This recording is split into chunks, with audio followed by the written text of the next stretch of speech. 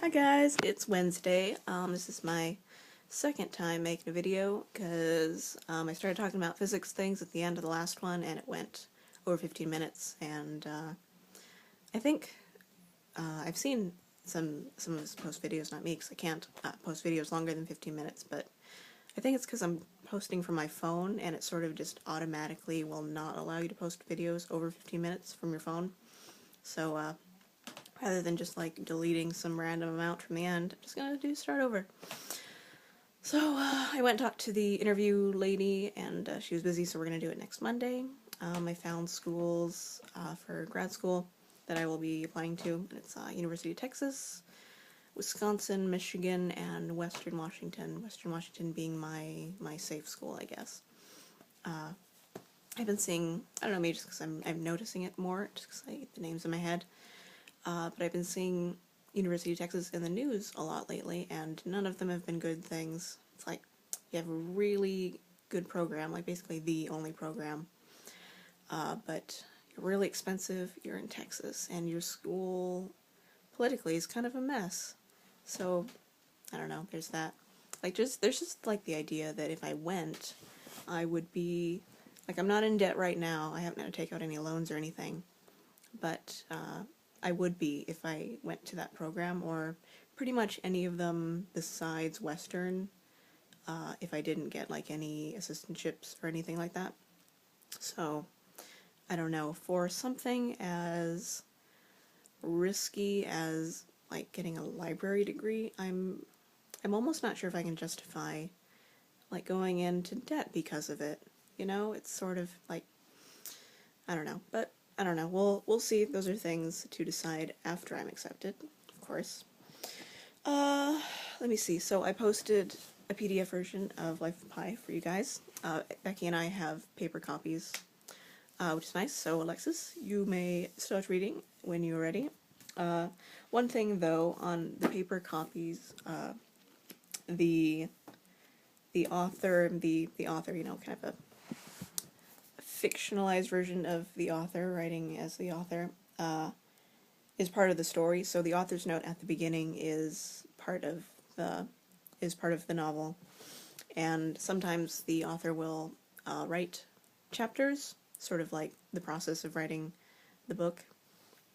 And in the actual paper copy, they're italicized, so you can tell who's doing which chapters, and it doesn't always differentiate in the PDF version. Like sometimes they're sort of like thinner, I guess, like the side indentations are in, so you can kind of tell, but not always, so that's too bad. Sorry, Alexis. But yeah, what else? I dyed my hair. It was a much light. It came out as a much lighter brown than I thought it was going to be. It's certainly much lighter than the image on the box. I could almost barely tell the difference. And the lighting in this room is really bad, so I will not be surprised if you guys can't. But it was supposed to be sort of like a dark, warm brown. It sort of ended up being just like a slightly darker brown. I don't know. Like, I was looking at before and after pictures, and I guess it is kind of more like just brown in general. Like my old color was kind of, it almost looks kind of gray compared, because it's this really light kind of blondish brown, and it looks kind of like ash. It's just, I don't know, it's not a very pretty color, I don't think, unless you get up really close and look at all the individual colors, because there are a lot of different colors and it's kind of pretty, but as a whole overall effect, I'm usually not very pleased with the color of my hair, naturally. What else? So I was talking about weird physics things at the end of the last video, but I think most of it was me sounding like an idiot. But I don't know, Becky, your fear was very interesting to me, but I think just because not knowing things or encountering new ideas,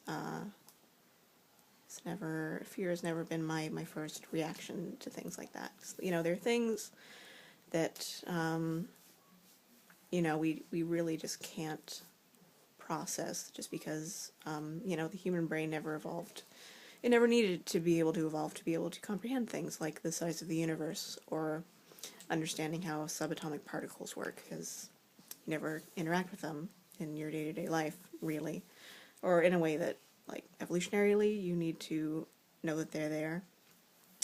But like, I don't know, I think I sort of, I suppose I was wondering if maybe you were just scared because you suddenly sort of found yourself in this physics chemistry version of the Matrix and you weren't sure if you were actually in there or not.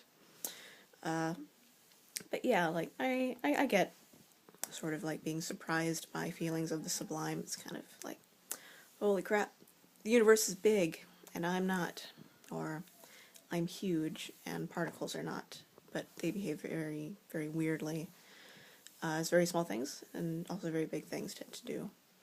But, you know, I don't want to get caught in a semantics trap here, but I guess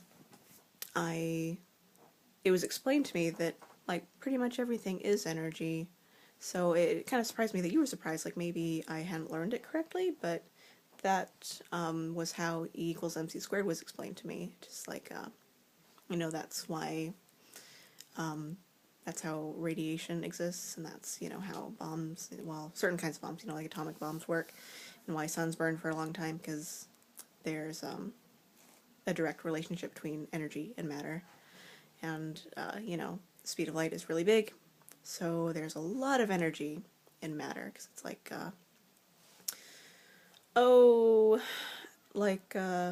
like matter is energy manifest, and energy is sort of matter that hasn't happened yet, or is matter that has happened before, but then, you know, it had like a falling out or something.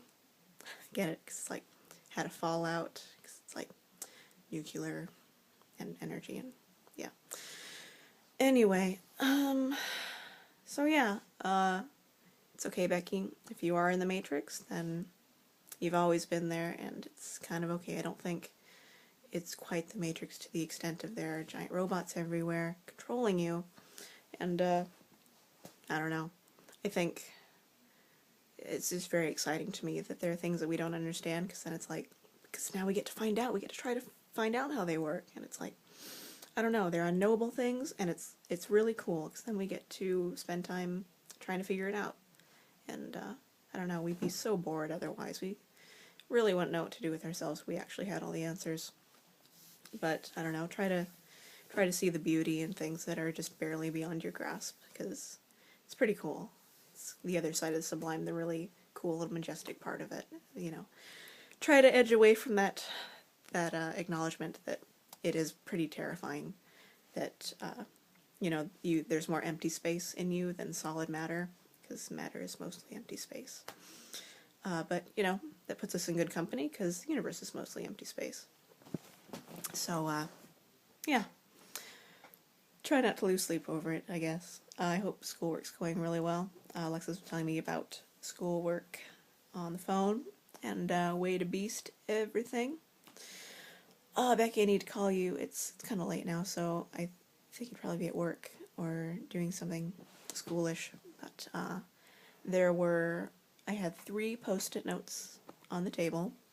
2 of them had kind of nonsense scribblings. Like, I think they probably had like little notes to remind myself about something when I was playing Fallout, like something on my to-do list. And maybe one of them just had like little scribblings or drawings, and one of them had your address on it. And someone came by and threw away the one with your address on it. Not the other 2, though. Those ones are still around. But the one with something important is no longer there. So, I need your address again. Yay. And, yeah, I think that's about it. I will stop making you guys seasick with my rolly chair swiveling. And, yeah, have a good Thursday and Friday, and I will talk to you soon. Bye!